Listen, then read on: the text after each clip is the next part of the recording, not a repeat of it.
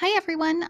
Today I wanted to give you a brief update on the e-learning or distance learning that we're going to be doing over at least the next couple of weeks and kind of give you information about expectations and access and all those sorts of things. So let's go ahead and get started. First, I want to show you where to go. We're just going to be going to my regular class website. I've opened up a new page. That new page has the steps for what you need to do for each week that we're working like this. And then I also want to remind you that if you need to reach out to me, please feel free to email me using my email address with any questions or concerns, and I will try to answer your questions as best I can. I do want to emphasize the caveat that for a lot of this, we are waiting for Loudon and the state to make decisions about things. So I will answer questions best I can, but I can't make decisions that the state or the county hasn't already made. So I am kind of at their mercy in the same way that you are. So first, let's go ahead and just navigate to my course website.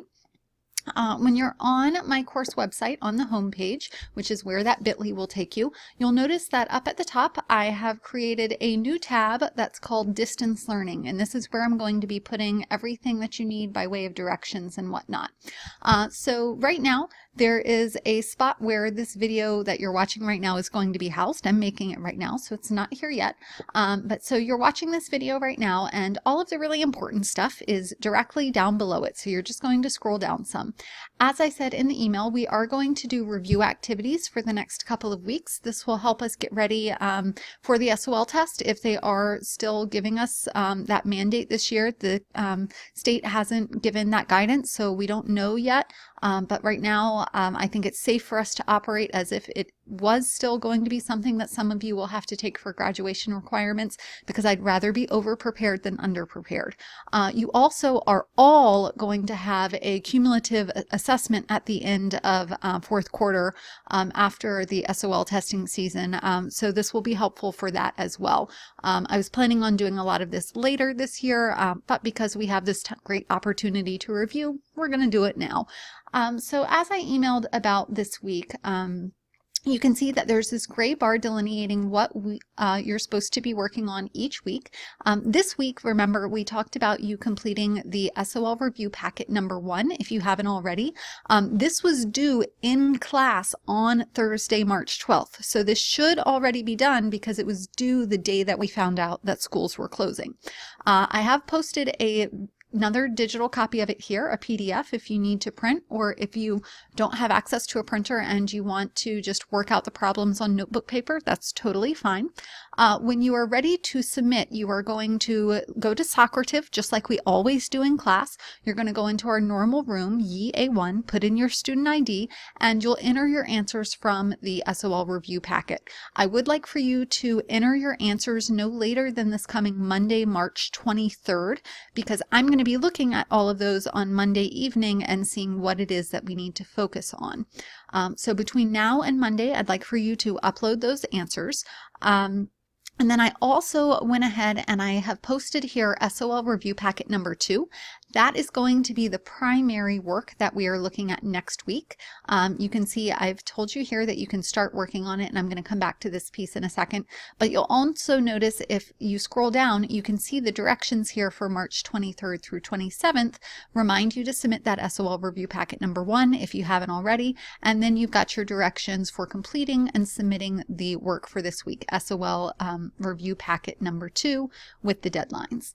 So some things that I want to point out here are that as you're working on SOL review packet number 2, remember that these SOL review packets are not themselves graded. This is extra practice for you.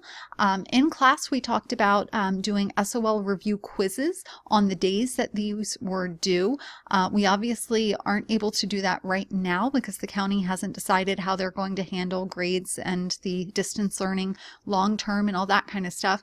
So we are in a little bit of a holding pattern, but I do want you still completing them so that I know what you do and don't know, so that I can give you the support that you need. With that being said, if and when we return to school, we will start the SOL review packet quizzes that I had originally talked about, though we are not doing those right now. Now, while you're working on the SOL review packets, I have also created some supports for you, and I'm working on some other supports as well. Most importantly, I have created a Flipgrid board that you can use. You can either click on this link here, or you can use your QR code scanner on your phone to scan this QR code up in the top corner. This is going to take you to a Flipgrid board. I'm going to access it from the teacher side so you can see a little bit more than what you'll be able to see. It's going to take you to a board for whichever link you're clicking on. So SOL Review Packet 2, for example, is the one that we're talking about right now. And this is kind of like a bulletin board of videos for when you need help. So what I'm asking you to do is, if you get stuck on a question on the packet, I'd like for you to go to this Flipgrid bulletin board and make me a little video asking your question. Notice in the directions it says identify the question number at the start of your video. So if you're on SOL Review Packet number 2 and you're really having trouble with number 12, you don't even know how to start, then tell me you're working on problem number 12. After you make the video, there's also a place where you can title your video, and I would love if you would title your video as the question that you're asking. If you put in hashtag 12 as the title of the video, then we can actually use the hashtags to search for things on the board. So that'll be really helpful if maybe you have a question about question number 12, but someone else has already asked your question. You can access it by looking at the title, searching for number 12 that way. And that way I won't be remaking a bunch of videos explaining things for you. If there's a video that I've already answered your question, my video back to you is going to be go look at so-and-so's video where I answer this question, so I don't have to duplicate responses. So you'll make your video, you'll tell us which question it is at the beginning, and you'll title it that question. I want you to show me what you've tried already on paper. So hold up your paper to the camera if you need to. Show me whatever work you've been doing, and then ask whatever your question is. What do I do after this step? Where did I make my mistake? Whatever your question is. And then when you publish that video, again, use the hashtag with the number so that we can quickly look through and find questions. This will be kind of then a bank of videos getting help with the packets. We will do these Flipgrid boards for each packet individually that we need to go through, and if we do other sorts of distance learning with new content, there will be Flipgrid boards to help you with those as well. Okay, so that was the Flipgrid boards and how to get to them. The county is still working on some logistics for a live interactive support session platform, so I am waiting on that, but as soon as they have that ready, I will let you know. I'm hoping that I'll be able to do some office hours where I actually have face-to-face time with you through the video for that. But we'll see how the county is able to pull that together. Hopefully we'll have access to something like that soon. So to recap, you have SOL Review Packet number 1 hopefully done already. You're going on to Socrative and putting in your answers so that I can see your work. I will be posting a non-graded column in Phoenix where I put in your performance so that we can all track that you've completed your work and how you're doing on that SOL stuff, even though it is not graded and optional. And then start working on SOL Review Packet number 2, whether you print out a copy or you are just handwriting on notebook paper. Either one is totally fine. Your answers next week by Friday the 27th will go in Socrative again. Let me know if you have any questions. Remember, my email address is a great way to reach me, and I hopefully will see you soon, but I hope you stay safe in the meantime and spend some good time with your families. I'll talk to y'all later. Bye!